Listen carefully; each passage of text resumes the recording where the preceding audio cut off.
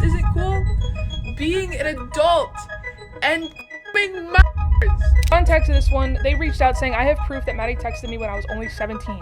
Maddie, you're so dumb. You're so dumb for making that reply video, dude. Go ahead and get your lawyers. I would love for a judge to see this shit. Mattie Westbrouck is being accused of grooming an underage person, and this time OnlyJayus is saying they have actual proof. Now, the reason this suddenly got a lot more serious is because OnlyJayus didn't just vaguely hint at something and move on. They straight up said that after they spoke out, people started reaching out to them privately with their own stories. Multiple people, which immediately makes this feel a lot bigger than just one situation. Because at first, this was being brushed off as messy, ex-drama, just two creators who used to date, now going back and forth publicly, saying things out of anger, just trying to hurt each other. Typical breakup chaos. But then OnlyJayus started dropping details that made Maddie look more and more guilty. And I don't know, but something about that never makes the situation look better. Drop the receipts, Jayus. I'm working on it. I don't think I could put all this on TikTok. I'm making it into a YouTube video. A little bit more effort than a TikTok. There's a lot. There's more than I expected. Now, all this started with one video OnlyJayus, Isabella, her real name, posted. And at first, it didn't seem unusual at all. They were just responding to accusations about themselves, clearing up old conversations, addressing things people had said about them before, just going through everything quickly. But then they said something that completely changed the tone. Didn't you cheat on your ex-girlfriend? No! I got cheated on with the and y'all still support them. Well, don't you have a domestic violence charge and a restraining order on you? No! We went to court and I won because it was bullshit.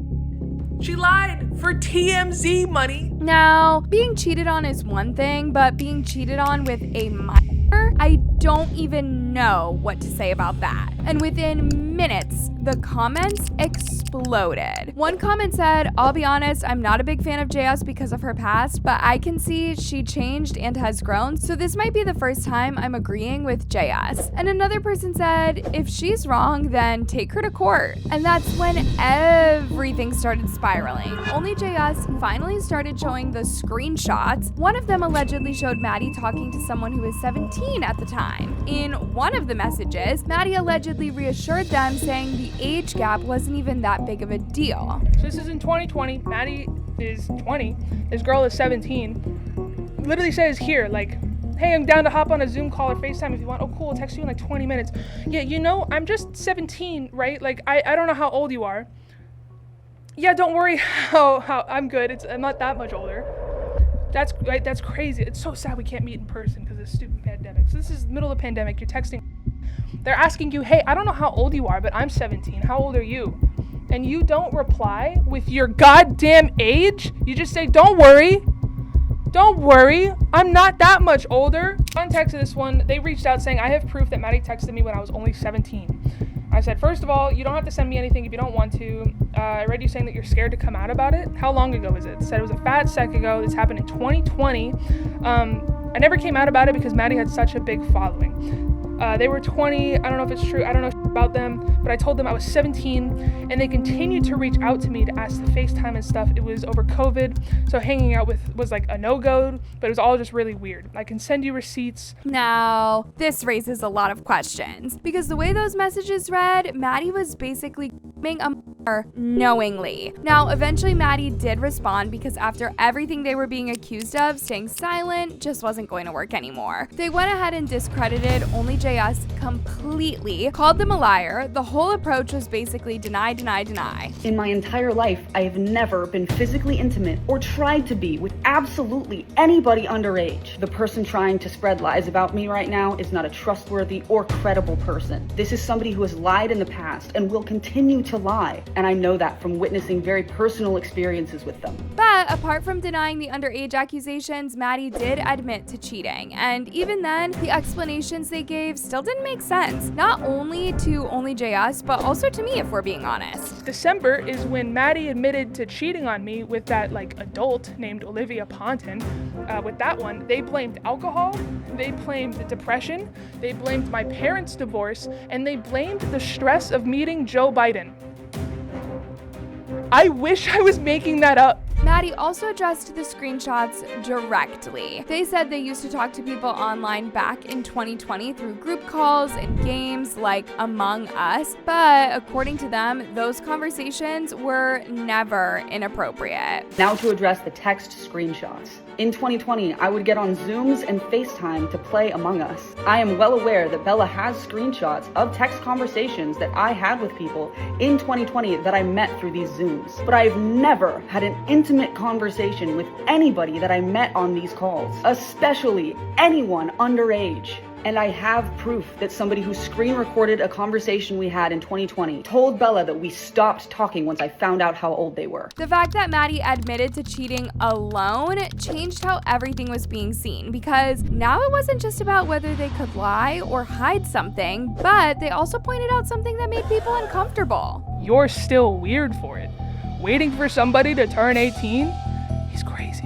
So, yes, Maddie was basically waiting for Amara June to turn 18 before they started dating, and guess what? The day that they hard launched the relationship was on OnlyJayus's birthday. Amara and I started dating on August 6th, 2023, and we hard launched on April 12th, 2024. Hey, that's interesting.